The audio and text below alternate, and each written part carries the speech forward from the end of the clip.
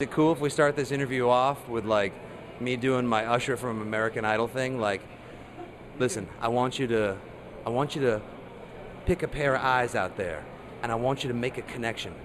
I want you to send your you through your eyes out to them. Now you can't see me doing that right now because I'm wearing sunglasses indoors on television. Usher. Yeah. When did I know I wanted to do the comedy thing? I kind of got hooked on it my senior year at college. I went to NYU as an undergrad filmmaker at Tisch. Now you're unemployed. Got a BFA in the arts, which looks great on my mom's wall. $100,000 wall decoration. Go Violets. We have a swim team and a fencing team. Like senior year, I hooked up with I didn't hook up, no homo. I got together with a bunch of guys. We formed a sketch group, and we started doing like some school stuff and some club work. And I'd always been a huge comedy fan. I loved the Abrams Zucker stuff, like Airplane and The Naked Gun were my favorite movies growing up. Caddyshack, Blues Brothers. Watched a lot of SNL. And both of my parents were like amateur theater actors. So I kind of grew up a backstage dinner theater kid.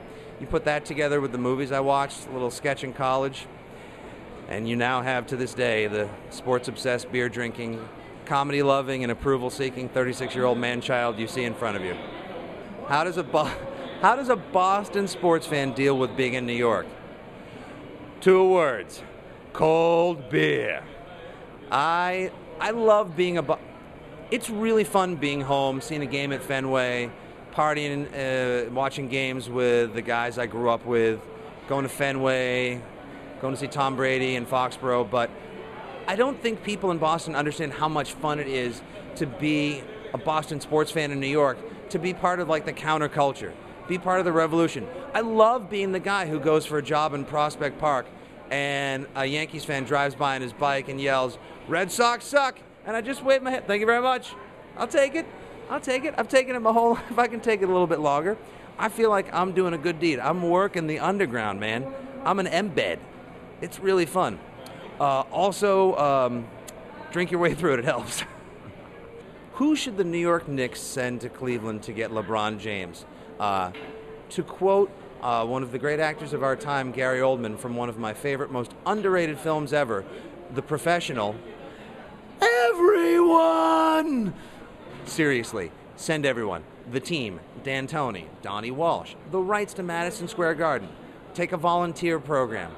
Start indentured servitude. Seek volunteers in the outer boroughs. President Obama's concerned about the fact that we're all unemployed. Put those people to work in Cleveland and trade them all as public service workers, civil workers for LeBron James. The New York Knicks are one of the 3 marquee franchises in basketball, and they have become so irrelevant and so boring. As a Boston fan, I want the Knicks to be good again because I can't hate them now. I just feel bad for them. Like rooting against the Knicks is like rooting against a 3-legged dog. You feel bad for doing it. So they should send everyone and everything. I would even trade a building. Like the Chrysler Building's close enough to the Empire State Building. Are we going to miss it that much? Just send it out there. Cleveland will feel more important. And then the Knicks will get LeBron James.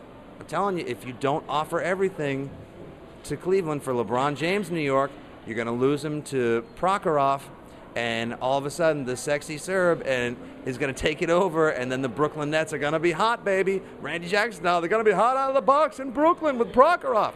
$17 billion and strippers for cheerleaders. You do the math. Where do you think LeBron James would want to go? I am sorry to admit I did not watch the most recent WrestleMania.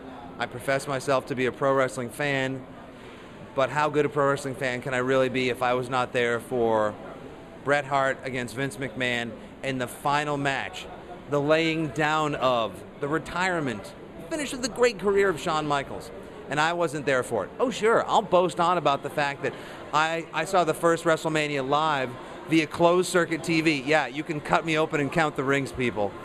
At the Plymouth Memorial Coliseum with my dad.